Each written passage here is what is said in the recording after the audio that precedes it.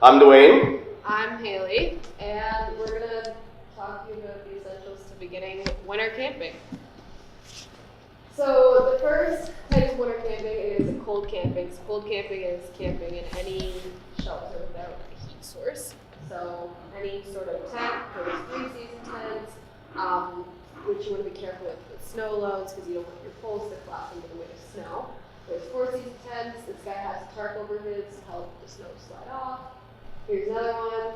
Here's a picture from back when Mom and Dad used to camp at Mew when the campground conversation wasn't open, so they could get all the water from the lake. Here's them trying to stay warm. And with hot tent, to me, is any tent or shelter that requires a wood stove. This is one here, snow tracker. TP style, this one here is more of a synthetic fiber. A little bit harder to warm. This is a wall tent. Esker, which is getting pretty popular, like the Tooks, single pole. Also canvas, this is another wall tent. Everybody sets it up differently. They have different ways of doing it.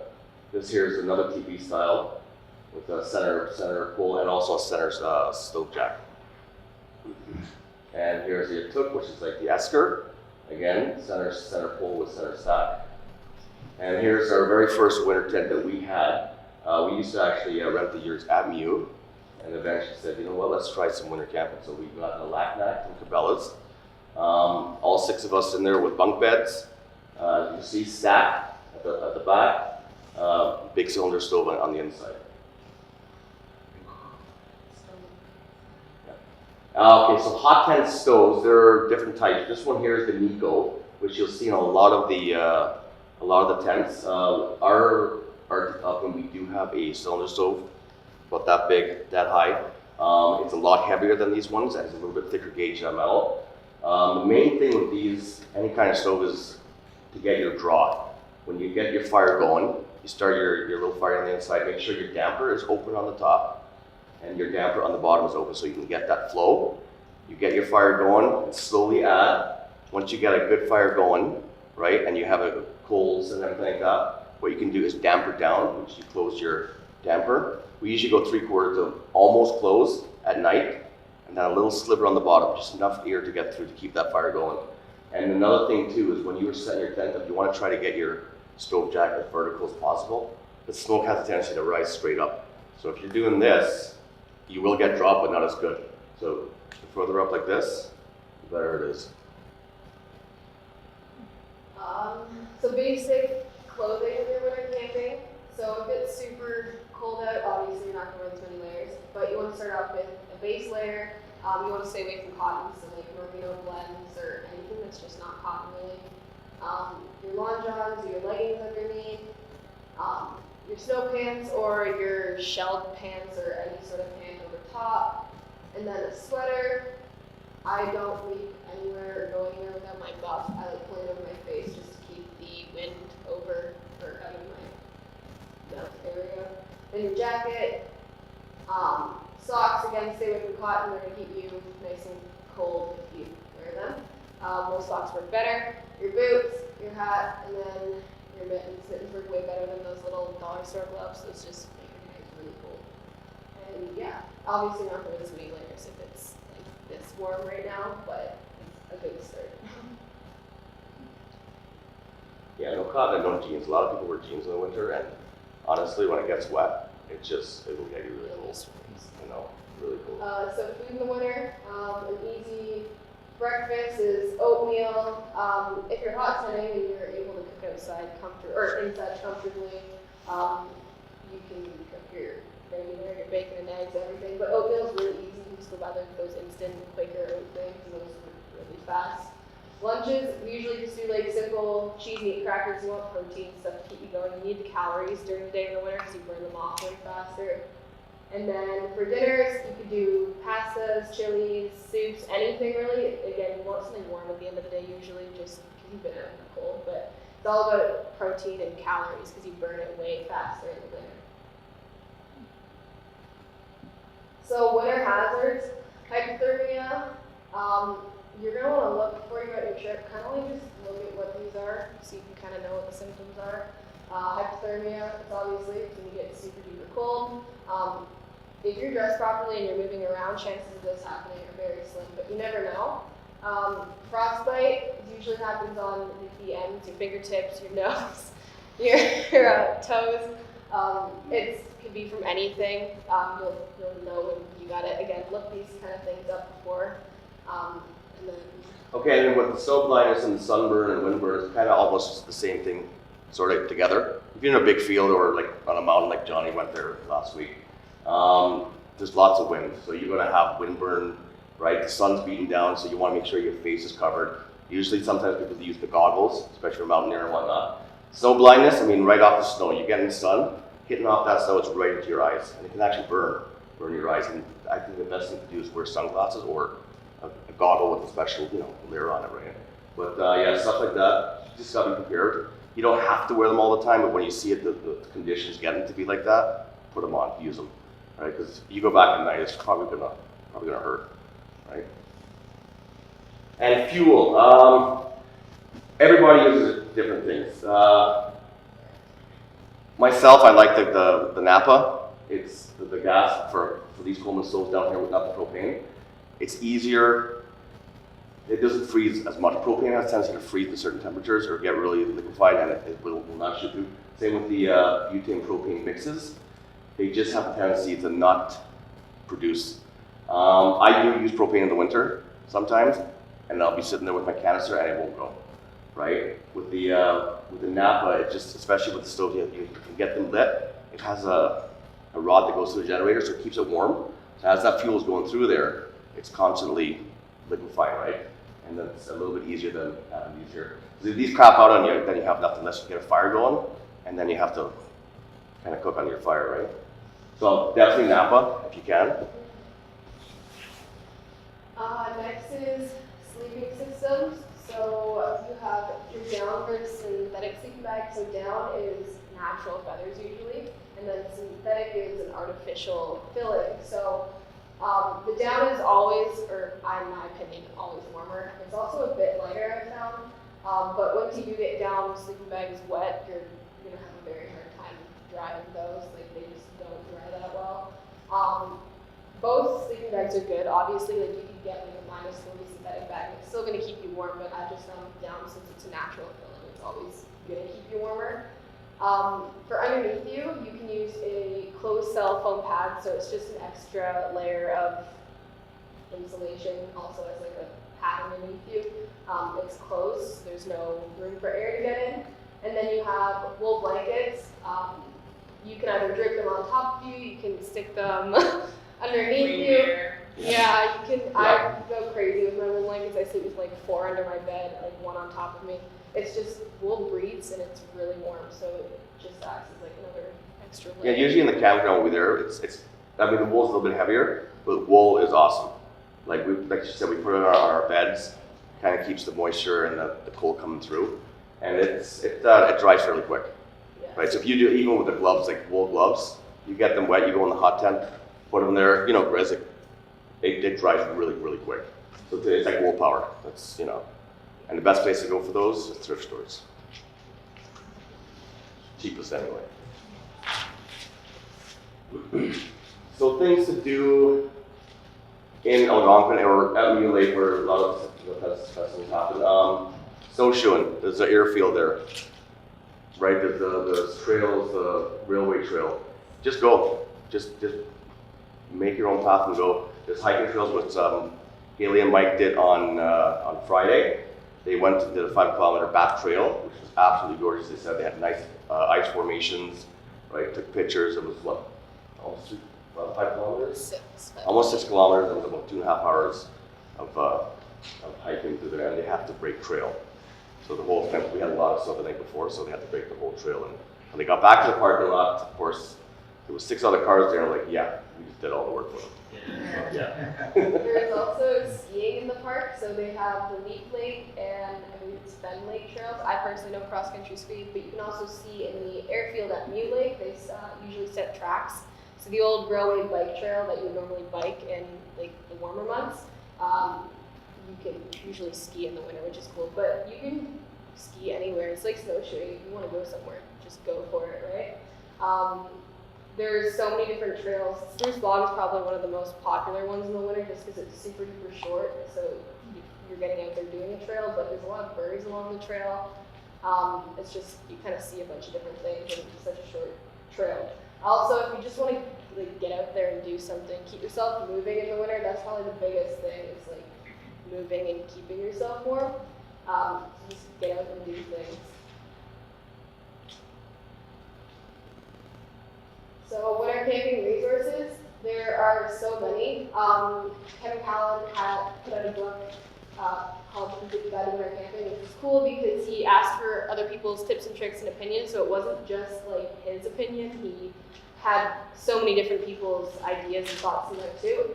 There's Winter Backpacking Book, a Snow Walker's Companion, wintertrekking.com. We run a Facebook group called Winter Camping Adventures on Facebook. And you can go there, post your adventures, ask any questions you have, and there's always like 100% of the time going to be someone there to answer your question. And there are any question you have, there's no dumb or stupid question. If you want to ask it, ask it. Because when we were there and when we first started winter camping, there was a handful of people we could ask, but there wasn't that, hey, let's see, put this out there, see what they say. We kind of trial and error. We met Grizz, he taught us a few things, we met Don Grant back there. We just ask questions. And especially in the wintertime, you want to go to somebody's tent, you knock, hello, they'll let you in, they'll show you. Ask questions, that's the best way to learn, right? And you always learn, we're still learning, right? I'm still learning how to do stuff, right? And I will always learn. And yeah, we're set up at the Mule Lake Campground too, demoing our tents. We're on Site 18, it's a big orange and yellow tent, you literally cannot miss it. So feel free to come and check that out today, but yeah. We're here to answer any questions. Yeah, if anybody has any questions. What time is that at Mule Lake? It's starting around, I think, 2-ish, is it? Yeah. Pretty much, yeah. I think it's about 3-ish. Yeah, 2 or 3. We got people coming through the whole day, so yeah, that's pretty much it, yeah. And if you guys have any questions, even when we're there, just ask. If you want our stove is running, so if you want to see how the stove runs, we'll show you how to use it. Any questions, by all means, just ask. Yes.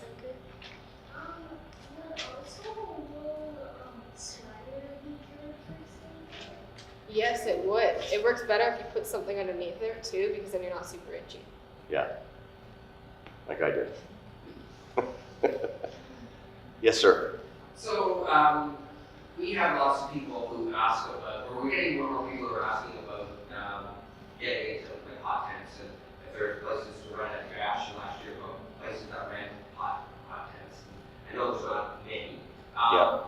And so we've been toying with the idea of putting up a couple of hot tents and actually having them as a rental. I have no idea if we can go down that route. But one of the parts that is uncomfortable for us as a rental is the stove part. Yep. So would there be an option to have a different type of fuel stove that would be easier than a wood stove? There is. For one, there's electric, but it kind of, defeats the purpose of that. There's actually there's diesel stoves out there meant for tents. Military, I was actually talking to somebody last night about it. The military usually has them. You put diesel in there, and all you got is pretty much crank it up and vent it out. Like I say, in the campground, you have electric if you want to use it. That's probably not very efficient. No, you get that once you get that without that heat from that wood. You know the feeling. It's and it dries a lot quicker. Electric heat doesn't dry. Like when we had the yurts, you put all the kids, so when they were younger, everything's hanging there. You got the heaters going, and still it was damp. So, right? And propane, you said doesn't work if it gets really cold. So I've had propane, even right here, even at the minus 42 there a couple of years ago, I was outside cooking in that with the propane, and it was just, I find that the fuel works the best, right? Even the propane was, like I was saying, it just has you get that spurts, unless you can really get it warm and then take it outside, maybe cook, right? Or a fire. If you can get a good fire going and you want to cook in that, but half the time you can't. It's hard to find the pits, right? With all the snow, especially this with all that snow. So if you're using a smaller size tent Yep. for like 2-3 people, do they have smaller stoves for that? Yep. Yeah, they do. I have a really small one in my tent right now. My stove jack's only, And she has a 3-inch stove jack, so it's super, super small, but like once you get the fire going, like it does kick off like a lot of heat. Like we've been the past few nights like sweating at night before bed. Just so like once you get it going, it just doesn't, and it burns for quite a while. Like we put wood in last night at around 10, and it burned until I think at least 2 to 3 in the morning. Yeah. So, you know, it lasts once you find the sweet spot. Yeah. When I was a teenager, I done winter camping at Yeah. Gould Lake, okay. and we built lean-tos and just had an open campfire to keep warm Yep. in front of us. And we dug down in the snow and made our bed and made lean-to over top. Yep. So it's using the stove more warmer. When you because you still, even though you got the lean-to, you're still in the elements, right? You still have that open, you know, and the smoke with the stove. You have that chimney where you can vent it out, right? So once you're inside your tent, your stove's there, vent it out. The only time you're going to get in there sometimes when you open up, and if you don't open your damper all the way, you'll sometimes get a puff of smoke in. Make sure everything's open. But yeah, the tent thing is just to me, it's just the way to go. Okay. In the backcountry, lean-tos and all that, they're great. I see people do it. Yeah. I'd still like to try it. Yeah. At least once, right? It's nice. It's nice. Yeah, you know, we've done the backcountry, we've done the cold tenting before. We, you know, pulled back. We've done some of the hot tenting in the backcountry, right? And it is fun. And then you got, like you say, different size tents. You want to go lighter if you go back. Like our big Arctic oven, you don't want to take backcountry unless you're in a snowmobile. If you're in a snowmobile, yeah, by all means, you've got your sled, take it back. But that thing's a monster. Right? We bought it especially just for the campground, right? Yeah. So that answers your question or not, but Chris. Yeah, you're talking about the stove. The biggest difference between the stove and a fire is the stove itself will radiate. Yep. You've not just got flame and embers radiating, you've also got the body of the stove radiating. And because it's enclosed, it's far more efficient too for the same amount of heat. Right. The big tent that you showed, where you get your whole family to 6 weeks. Yep. So once you know how to set it up, how long does it take you to get into the site and have the tent and everything set up? Okay, there's different. Like when we came in on Thursday, it was beautiful weather. It was warm. We had the tent set up probably within half hour 45. That's just the setup on the outside. Then the inside takes a bit longer. You got to put the cots together. You know, that takes maybe an hour. If less, if we get help from the kids, right? Then it's quicker. If we don't have help, then it's a bit longer. And it all depends on like we've done it where it's minus 30. When it's minus 30, that metal, if you got bare hands in the metal, your hands are burning. And everything is tight. You put the poles up, it's tight. Putting the fly over it, really, really tight. But that's that tent. Snow Trekker that she has, it's probably a little bit easier. Smaller poles, lighter. You know, but still, it all depends on, to me, you know, what help you have and what the temperatures are. And are you shoveling the snow where the tent is going? You guys are. Okay, Yeah. but if you didn't have a campsite, if you were actually going out into the bush. So what you do, usually what they do there is, like they went back not too long, snowshoes. You pat a spot down, you kind of pretty much set your tent on, right? And then your stove and everything kind of eventually burns and settles, right? You guys were long, right? Yeah, we actually went into back out to the airfield avenue.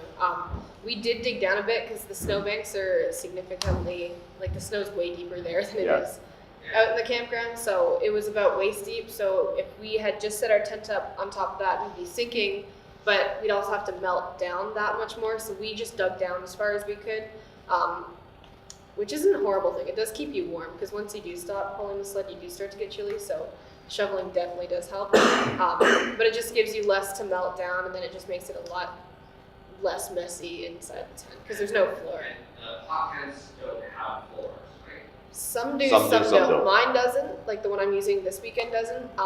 I've just laid down like a vinyl tarp with mats on it to keep the water out, but like it'll still come in. Yeah, and ours has a floor, Okay. which we have a ground sheet, then we have our floor, and then inside we put a canvas liner there, and then we put actual mats on top with a couple boards.